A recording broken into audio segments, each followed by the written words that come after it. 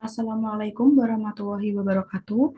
Perkenalkan, nama saya Zaida Turhmah dengan NIM 2305021100082 dari kelas akuntansi di semester 4 akan menjelaskan pengujian regresi linear berganda dengan data panel menggunakan software Fuse untuk memenuhi tugas UAS mata kuliah statistik 2. Jadi yang pertama kita harus import data terlebih dahulu. Kita bisa klik file, lalu import from the file. Selanjutnya kita bisa klik yang Nah, kita bisa pilih datanya. Sekarang saya akan memilih data, contoh data panel keuangan. Klik, lalu open. Selanjutnya akan ada tampilan seperti ini. Kita bisa next, next, next. Lalu kita bisa finish. Seperti ini, lalu yes. Nah, datanya akan muncul seperti ini. Selanjutnya, sebelum melakukan pengujian, kita harus mengetahui data ini tuh termasuk common effect, fixed effect, atau random effect. Nah, untuk mengetahui mana yang terbaik dari ketiga ini, kita harus mencari yang mana yang lebih bagus. Jadi kita harus melakukan pengujian satu per satu. Yang pertama kita bisa melakukan yang common effect terlebih dahulu. Jadi kita klik which, lalu estimate equation. Setelah itu kita bisa masukkan variabel mulai dari variabel dependent terlebih dahulu yaitu ROA. Itu kita masukkan variabel dependentnya yaitu yang pertama adalah NIM, lalu NPL, GCG, dan juga CAR. Nah, untuk panel opsinya, karena kita akan melakukan pengujian common effect terlebih dahulu, untuk di effect specification ini, kita bisa memilih yang known. Lalu kita oke. Setelah itu kita bisa beri nama agar tidak tertukar. Kita beri nama dahulu. Nah, selanjutnya kita akan menguji fixed effect-nya dengan menggunakan uji claw. Oke, yang pertama kita bisa klik which lagi. Setelah itu estimate equation lagi, itu kita masukkan variabelnya lagi, NPL, DCG, lalu CAR. Nah, untuk di panel opsinya, kita bisa klik yang fix. Lalu kita oke. Jangan lupa untuk diberi nama terlebih dahulu. Selanjutnya, untuk mengetahuinya, apakah dia signifikan apa tidak, kita bisa klik yang view. Setelah itu kita klik yang view fix atau random effect testing, lalu kita klik yang redundant fixed effect. Nah, di sini probabilitasnya itu 0,000 ya, jadi dia signifikan karena di bawah 0,05 atau 5%. Nah, karena kita akan membandingkan, maka kita harus melakukan pengujian yang terakhir, yaitu random effect. Jadi, kalau random effect ini tuh kita melakukan uji Hausman. Seperti tadi, which lalu estimate equation, selanjutnya kita masukkan variabelnya.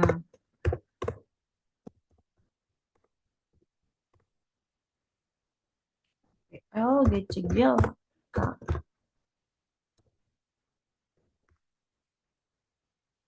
Untuk panel optionnya, kita bisa pilih yang random.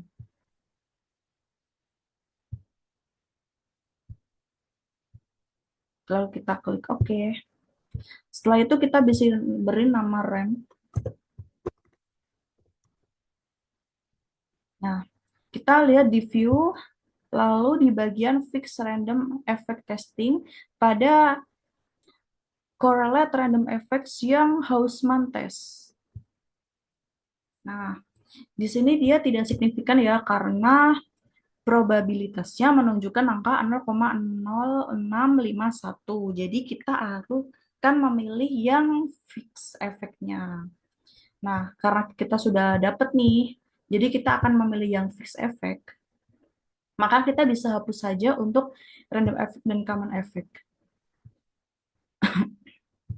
Nah, selanjutnya kita akan mencari asumsi klasik. Pada data panel ini ada dua. Yang pertama adalah uji normalitas, lalu uji multikolonialitas. Nah, yang pertama kita akan melihat dulu untuk uji normalitasnya. Kita klik view, lalu residual diagnosis, lalu kita pilih yang histogram normality test. Nah, bisa bisa terlihat ya. Jadi di sini probability-nya dia 0,000 yang artinya tuh dia tidak signifikan karena dia di bawah 0,05. Sementara uji normalitas itu harus di atas 0,05. Jadi pada data ini dapat disimpulkan bahwa data ini tuh tidak normal karena tidak lulus pada uji normalitas. Selanjutnya kita bisa melihat untuk uji multikoliniaritasnya. Nah, untuk uji multikoliniaritasnya sendiri, kita bisa klik yang quiz. Setelah itu di grup statistik, lalu kita klik yang correlation.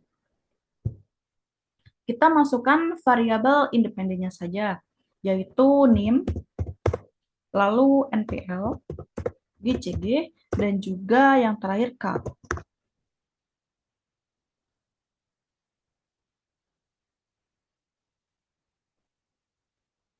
Nah, kita klik OK. Di sini sudah terlihat ya. Jadi untuk correlation ini tuh datanya tidak boleh di atas satu. Jadi harus untuk melihat korelasinya tuh harus di bawah satu. Jadi di sini tidak ada korelasi ya antara data-datanya. Karena itu dia juga tidak ada multikoliniaritasnya.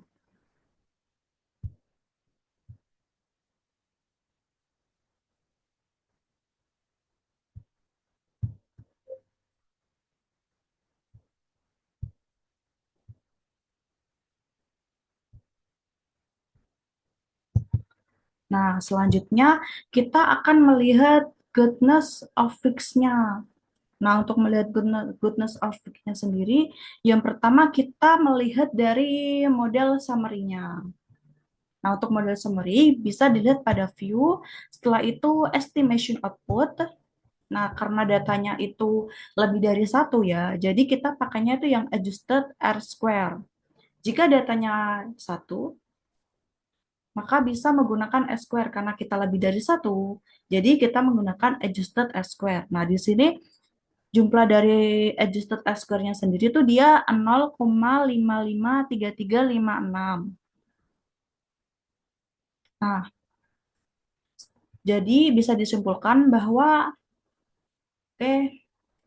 variabel independen ini variabel independen itu menjelaskan sebesar 55,3%. Lalu yang sisanya yaitu 44,7% dijelaskan oleh variabel lain.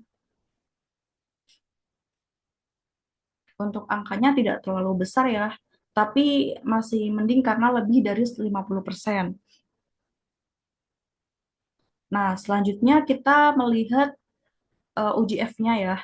Nah, di sini pada probability-nya tuh uji F-nya menunjukkan angka yaitu 0,000000. Jadi bisa dibilang dia signifikan karena di bawah 0,05 atau 5%. Seperti itu. Nah, selanjutnya bisa dilihat pada uji T. Nah, uji T ini kita bisa lihat di probability. Nah, di sini untuk yang signifikan itu ada NIM dan juga NPL ya. Karena dia di bawah 0,05 atau 5%. GCG tidak signifikan karena jumlahnya tuh dia di 0,1412. Selanjutnya untuk R sendiri tuh dia tidak signifikan juga karena dia di bawah dia menunjukkan angka di atas 0,05 yaitu 0,0870 itu. Nah, jadi dari beberapa hipotesis tuh kita bisa simpulkan bahwa NIM dan MPL signifikan, sementara G, CG, dan CAR tidak signifikan. Nah, untuk persamaan Persamaan regresinya sendiri itu dia berarti adalah ROA sama dengan 0,00037756 plus 0,3651226 min 0,3074868 NPL min 0,004689 GCG plus 0,044419 KAR. Nah, jadi dapat disimpulkan melalui 4 hipotesis tersebut. Jadi untuk hipotesis pertama yang berbunyi NIM berpengaruh positif terhadap ROA. Jadi benar. Nah, dapat disimpulkan juga NIM signifikan dan berpengaruh positif terhadap ROA. Jadi untuk H1-nya sendiri itu diterima. Selanjutnya untuk yang kedua yaitu NPL. NPL berpengaruh negatif terhadap ROA. Nah, dapat disimpulkan bahwa untuk NPL ini adalah signifikan dan berpengaruh negatif terhadap ROA. Jadi untuk H2-nya juga diterima. Selanjutnya yaitu GCG. Nah, untuk GCG sendiri itu dia dapat disimpulkan tidak tidak signifikan GCG tidak signifikan dan berpengaruh negatif terhadap ROA. Jadi untuk H3-nya tuh ditolak karena dia berbunyi GCG berpengaruh positif terhadap ROA. Selanjutnya untuk yang terakhir tuh KAR berbunyi untuk H4 sendiri KAR berpengaruh positif terhadap ROA. Sementara di sini dapat disebutkan KAR tidak signifikan dan berpengaruh positif terhadap ROA. Jadi untuk H4 juga diterima. Seperti itu. Oke. Sekian untuk penjelasan dari saya. Wassalamualaikum warahmatullahi wabarakatuh.